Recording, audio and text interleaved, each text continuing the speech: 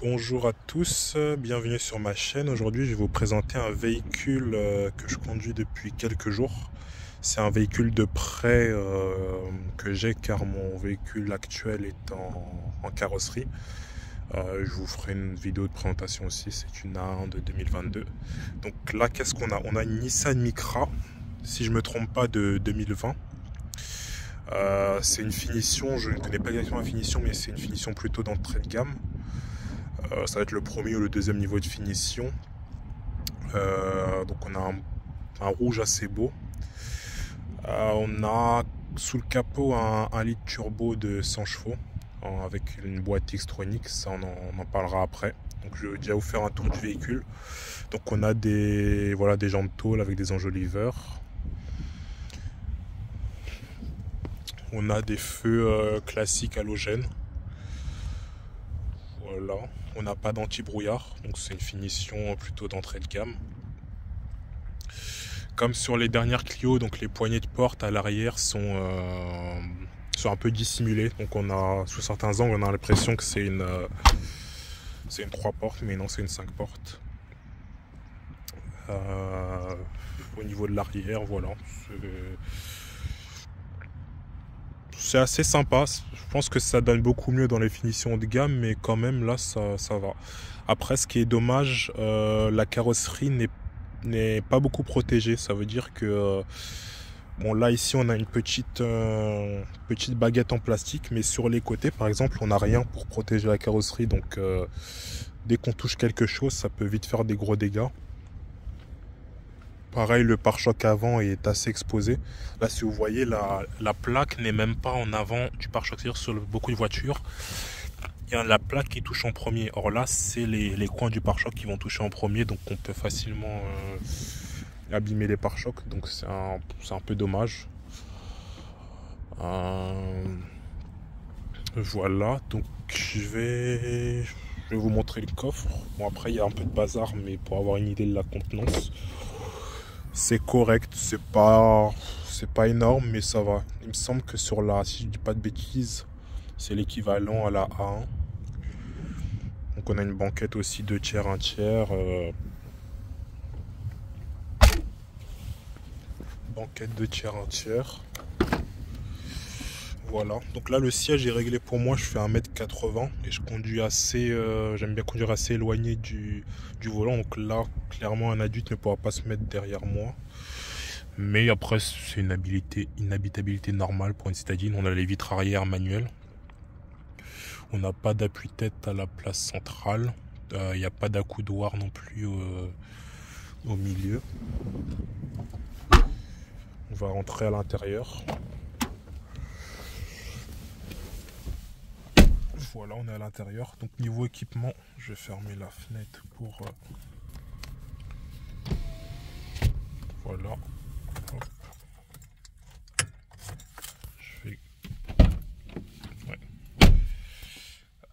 Voilà, niveau intérieur. Alors je trouve que le volant est très beau. En plus on a un mets plat, ce qui est vraiment très agréable visuellement. Pas mal de boutons même sur cette finition d'entrée de gamme qui sont sur le volant. Donc là, tout ce qui est régulateur de vitesse, là pour les appels, commande vocale, là le volume, les menus, l'ordinateur de bord. Les rétros sont électriques mais pas rabattables électriquement. Bon, il y a la clim manuelle. Il y a le poste multimédia tactile avec GPS. Par contre, à cette époque-là, il n'y avait pas encore les Android Auto CarPlay. Donc c'est du simple Bluetooth, mais c'est déjà pas mal. Ça, c'est très agréable. C'est, je suis pas sûr que c'est du vrai cuir. Je pense que c'est plus du simili-cuir, mais c'est assez doux au toucher. Là, c'est une couleur beige, donc c'est assez beau. Ici, il y a le rappel aussi pour l'intérieur, donc je trouve que c'est pas mal. Niveau conduite, donc 1 litre turbo 3 cylindres, 100 chevaux, 160 Nm de couple, si je ne dis pas de bêtises, associé à la boîte Xtronic. Qu'est-ce que la boîte Xtronic? Donc c'est une boîte CVT, donc variation continue, mais très gros point positif, donc là il y a un extincteur parce que c'est un véhicule belge, en Belgique c'est obligatoire. La Xtronic, donc je disais, très point positif, moi de base je suis pas fan des CVT parce que ça fait effet mobilette, donc là quand vous accélérez ça monte direct vers la zone rouge, ça c'est pas très agréable à l'oreille, ni il y a pas de sensation. Or là ils ont fait la bonne chose de mettre une CVT avec du coup des rapports simulés. Ça veut dire que en fait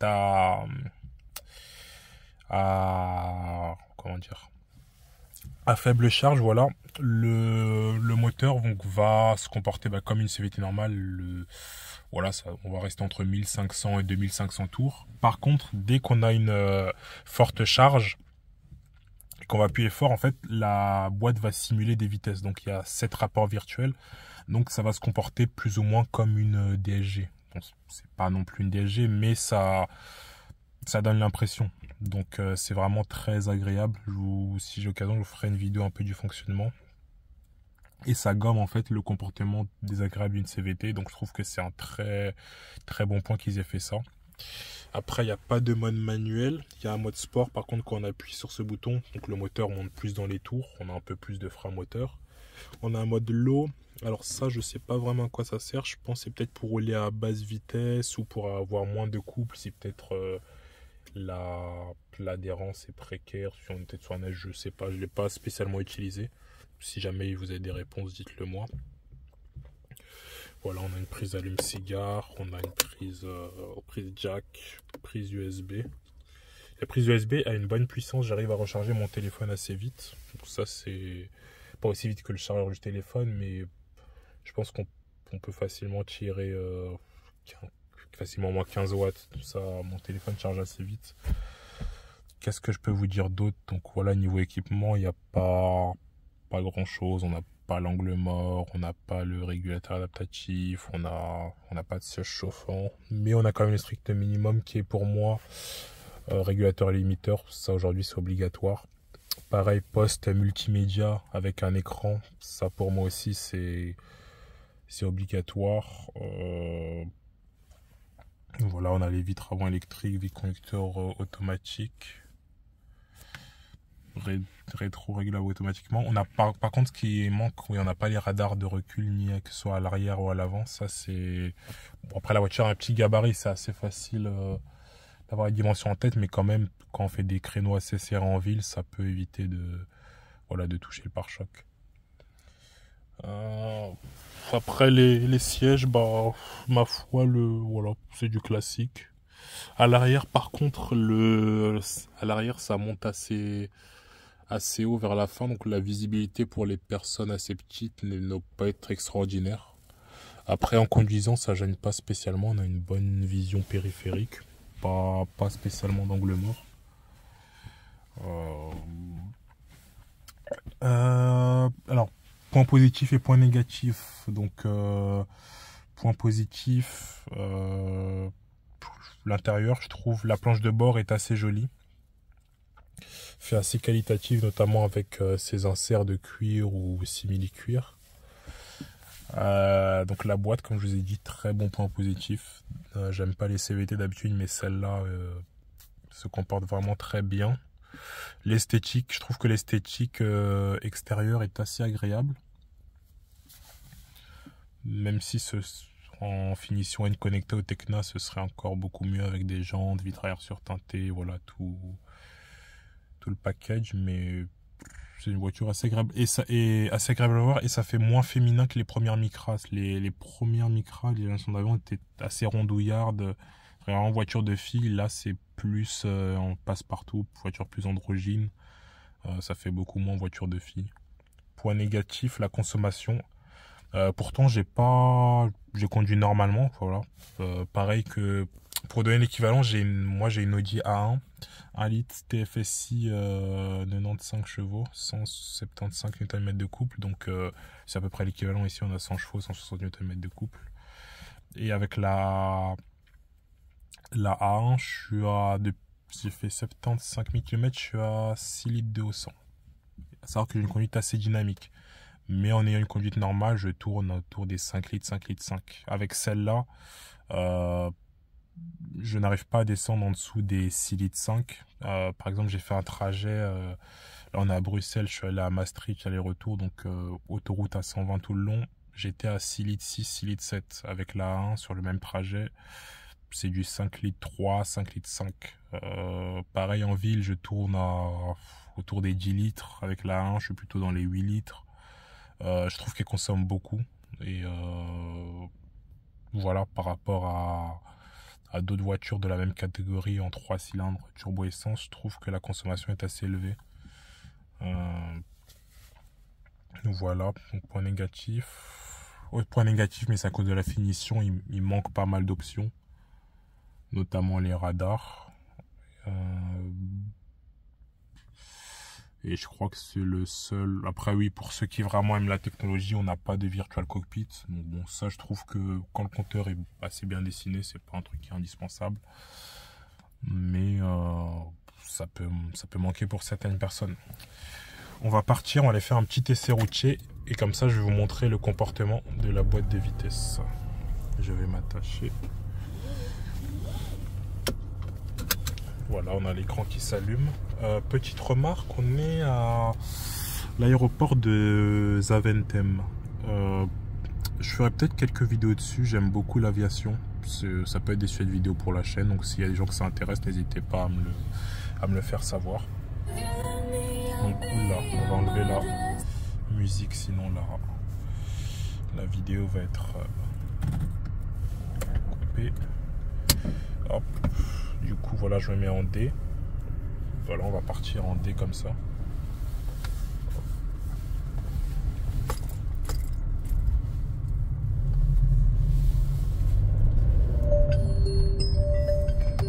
On m'appelle, je vais rappeler plus tard. Donc là, par exemple, à faible charge, le moteur reste un régime constant. Et si j'accélère un peu plus fort, voilà, ça monte dans les tours. Et vous voyez, ça passe. Voilà, ça fait comme si des rapports passaient. Et on a vraiment cette vitesse simulée. Donc on a l'impression de conduire, comme je vous ai dit, une DSG. Donc ça, c'est très agréable. Ça ne mouline pas pour rien. On va s'insérer un peu. Hop.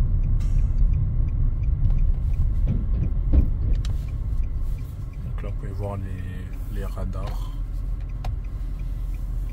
Personne à droite, personne à gauche. C'est parti.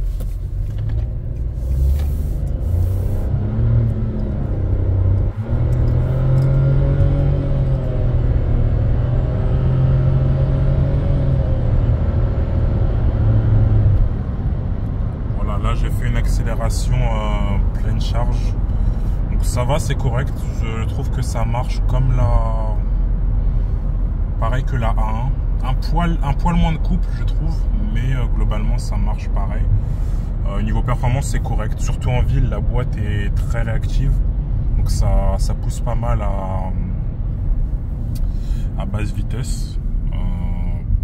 Voilà, on peut doubler, on peut faire des relances. Je sens pas, la voiture n'est pas sous-motorisée ni sur-motorisée. Voilà, 100 chevaux, c'est ce qu'il faut, je trouve. En dessous, ce serait insuffisant. Une Nantes 100 chevaux sur des voitures comme ça, c'est parfait. Voilà, comme je vous l'ai dit, la conso, je trouve qu'il est assez élevée. Le feu est rouge, je vais m'arrêter. Non, je peux passer. Voilà, qu'est-ce que je peux vous dire d'autre?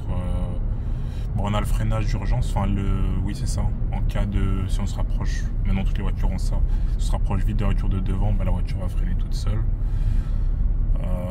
La voiture est assez bien insonorisée, je trouve, notamment ce qui est bruit de roulement, bruit d'air, on n'entend pas grand chose. Le moteur, on l'entend quand même si c'est raisonnable. Genre là je vais passer en mode sport, donc il y a un petit bouton ici, hop, et il y a un sport qui s'est affiché, je sais pas si vous voyez en vert. Là, il y a le sport qui s'est affiché. Regardez, on va voir la différence. Je me remets en mode normal. Voilà, régime baisse. Là, j'appuie pas plus sur l'accélérateur. Hop, mode sport, le régime augmente. C'est comme si on tombait un rapport. Voilà. Donc là, le moteur reste plus dans les tours. On a du frein moteur. Parce qu'en D, on n'a pas de frein moteur. Là, on a un peu de frein moteur. Et voilà, ça réagit mieux, ça marche un peu mieux. Mais du coup, on consomme plus en contrepartie, mais c'est bien. Il n'y a pas de mode manuel. Il y a le stop and start normalement. Bon, ils accrochent pas tout le temps, mais il est assez... ça va, il est assez discret. Il est plus discret que sur la 1. Quand j'aurai le temps, je vous ferai une vidéo quand je la récupérerai. C'est un véhicule aussi intéressant. Voilà, je pense que je vais m'arrêter là. Pour pas tourner en rond, j'ai dit l'essentiel. Si vous avez des questions, n'hésitez pas à les poser dans les commentaires. Et on se revoit très vite pour de nouvelles aventures. Quoique je vais vous faire l'insertion sur la voie rapide pour que vous puissiez avoir une idée des performances et je vais couper là.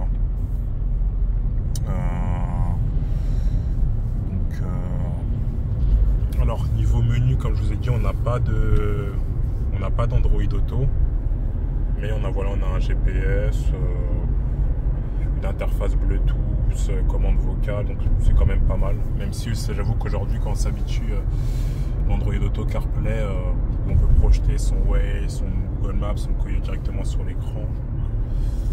C'est très pratique. On a le rétro intérieur n'est même pas électrochromatique, c'est-à-dire qu'il faut appuyer sur le bouton ici pour passer en mode de nuit. Mais bon, ça reste une entrée de gamme. Ah bah voilà, là il y a une Micra, elle ça doit être une N-Connecta. Elle est plus, je sais pas si vous voyez, elle est vite teintée, elle a des jantes. Voilà. Là, celle dans laquelle je suis, c'est plus le nom de définition, il me semble qu'il y a Ascenta. Après, il y a peut-être la Connect, il y a la N-Connecta et après la Tecna. Celle-là, je pense que ça va être une Ascenta ou Connect, vu qu'il y a le poste multimédia. Donc là, on arrive sur la voie rapide. On va faire l'insertion et après, je vais vous laisser. Donc, on va se mettre en... Oui, non, il y a eu un petit carton. Ouais. On va se mettre en mode sport. Hop. Je vais essayer de laisser un peu de distance avec les autres véhicules. Juste remarque, si vous voulez savoir avec quoi je filme, moi je filme actuellement avec un Galaxy S23 Ultra. Donc voilà, ça peut. Je sais qu'il y en a certains qui posent les questions par rapport à la qualité, comment c'est filmé. Et là je suis sur l'Ultra grand, le Zoom 06 quoi. Donc là je laisse un peu de place, on est à 80. Hop. Et puis il n'y a personne, plein gaz. Voilà. Voilà, donc ça relance sans... Bon là je vais couper, je m'insère. Ça relance sans non plus être fou. Là je vais remettre pied planche. Voilà.